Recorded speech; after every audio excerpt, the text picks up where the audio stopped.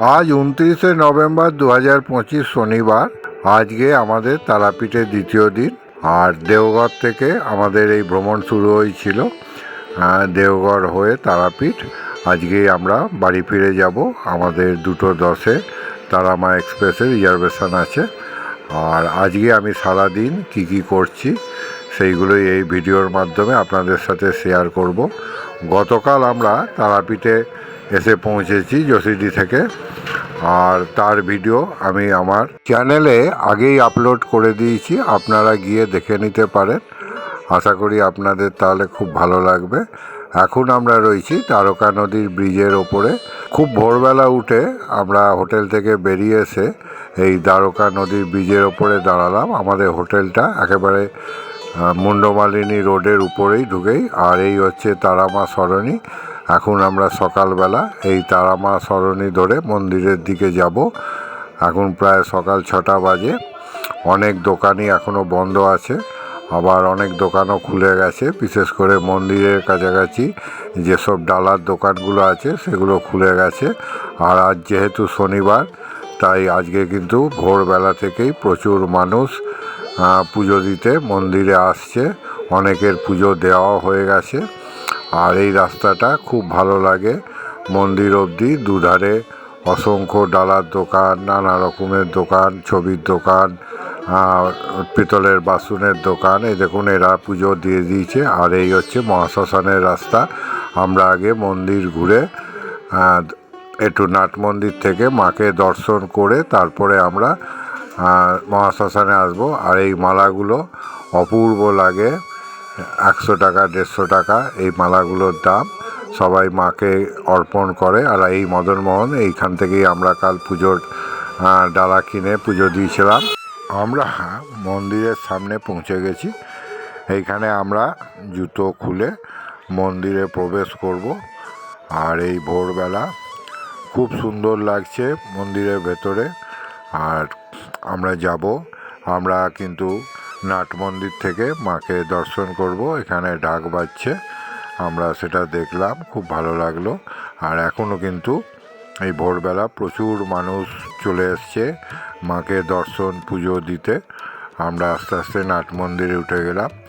এইখানে নাট মন্দিরে কিছুক্ষণ ধৈর্য ধরে দাঁড়ালেই কিন্তু মাঝে মধ্যে মাকে দর্শন করা যায়।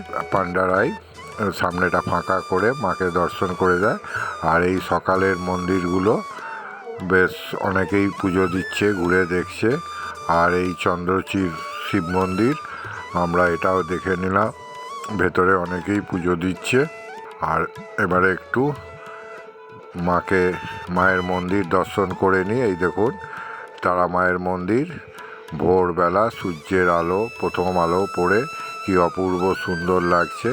আমরা এখানে দাঁড়িয়ে অনেকক্ষণ মন্দিরের দিকে তাকিয়ে রইলাম।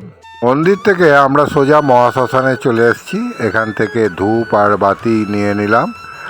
আর এইখানে বামাখ্যাপার সমাধি মন্দির আর তারা মায়ের পাদপদ্মে আমরা ধূপবাতি জ্বালাবো। আর এই সামনে এইটা বামাখ্যাপার সমাধি মন্দির। আর এই পাশে বামাখ্যাপার গুরুদেবের সমাধি মন্দির। আর তার পাশ দিয়ে বামাখ্যাপার একটা বিগ্রহ আছে, আমরা সেটাও দেখে নিলাম।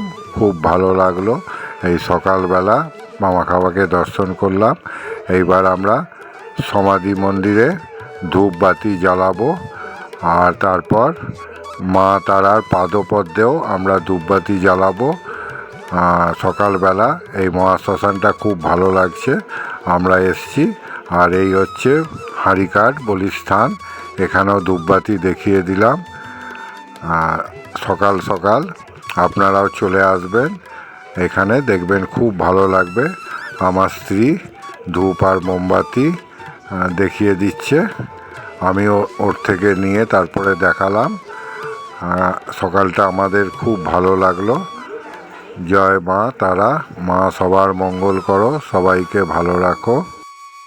মহাশ্মশান থেকে বেরিয়ে আমরা রাস্তায় যেতে যেতে এই মায়ের মন্দিরটা দেখলাম। এখানে ভেতরে ছবি ফটোগ্রাফি অ্যালাউ নয়, তাই বাইরে থেকেই মাকে প্রণাম করলাম। এখন আরতি চলছে, খুব সুন্দর। এরপর আমরা হাঁটতে হাঁটতে ভারত সেবাশ্রমের সামনে চলে এলাম। এইটাই তারাপীঠের ভারত সেবাশ্রম সংঘের যাত্রী নিবাস। এইখানে আপনারা খুব স্বল্প খরচে রাত্রি যাপন করতে পারেন। বিশাল যাত্রী নিবাস। তবে আমরা যাত্রী নিবাসের পরে ভারত সেবাশ্রমের যে মন্দির আছে আমরা সেটাই দর্শন করব। আমরা এখন ভারত সেবাশ্রমের মন্দিরের যে বিশাল গেট তার সামনে চলে এসেছি। অপূর্ব সুন্দর এই গেটটা। আমরা সেইটা ক্রস করে এবার মন্দির দিকে যাচ্ছি। আর এই দেখুন, এই ভারত সেবাশ্রমের মন্দির অপূর্ব সুন্দর আমার পিছনে রয়েছে। আমি আর আমার স্ত্রী আমরা আগের বছরও এইখানে এসেছিলাম। খুব শান্ত, নিরিবিলি, স্নিগ্ধ পরিবেশ। এখানে আসলে মন ভালো হয়ে যায়। আমরা আজকে সেই জন্য সকাল সকাল মা তারার মন্দির এবং মহাশ্মশান দর্শন করে এই ভারত সেবাশ্রমে চলে এসেছি।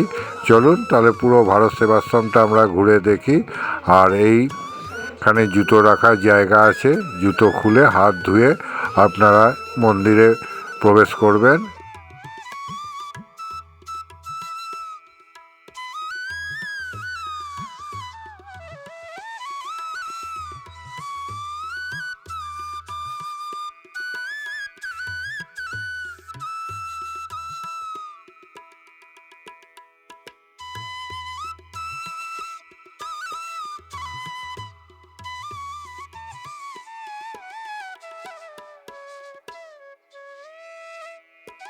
আমরা ভারত সেবাশ্রম থেকে মুন্ডমালিনী তলায় চলে এলাম।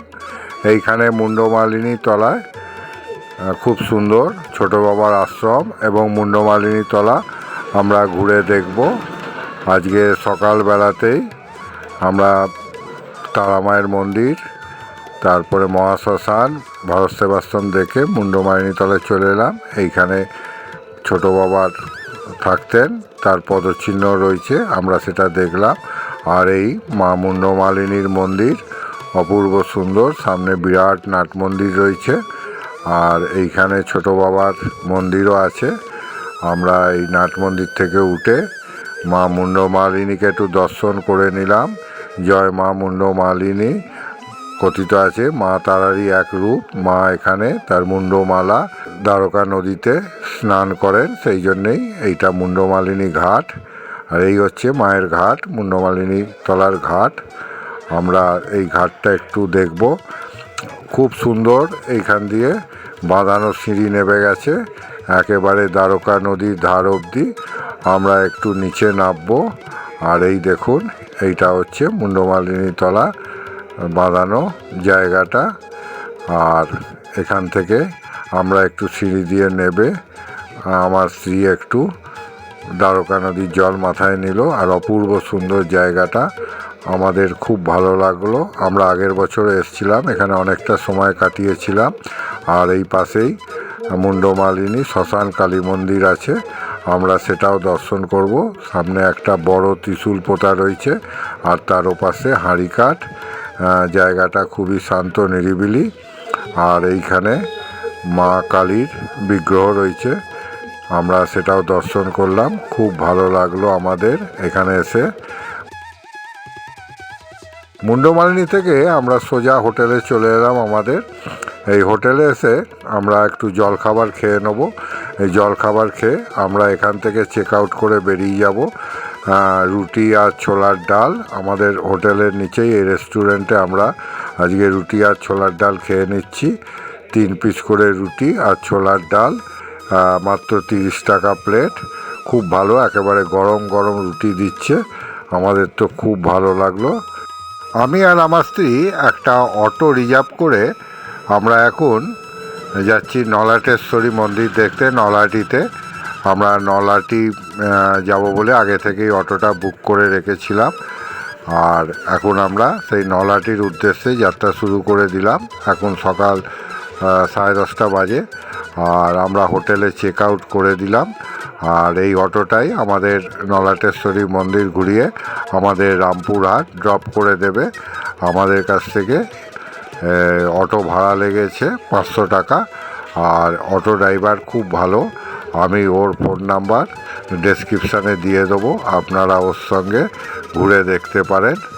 আর নলহাটি যাবার রাস্তাটাও খুব সুন্দর, চারিদিকে সবজি ক্ষেত। দেখতে দেখতে আমরা নলহাটির উদ্দেশ্যে যাত্রা শুরু করলাম। খুব ভালো লাগছে। আমরা দেওঘরে জয় দুর্গা মা পার্বতী সতীপীঠ দেখেছি, তারাপীঠ দেখলাম, এবার নলাটেশ্বরী, এটাও একটা 51 সতীপীঠের এক পীঠ, আমরা সেইটাও দর্শন করব।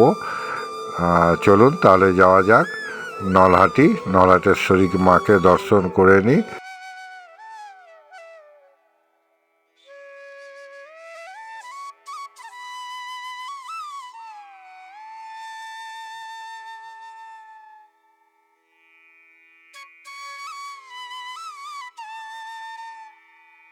আমাদের প্রায় 1 ঘন্টার উপরেই লেগে গেল নলাটেশ্বরী পৌঁছাতে। রাস্তা খুব একটা ভালো নয়।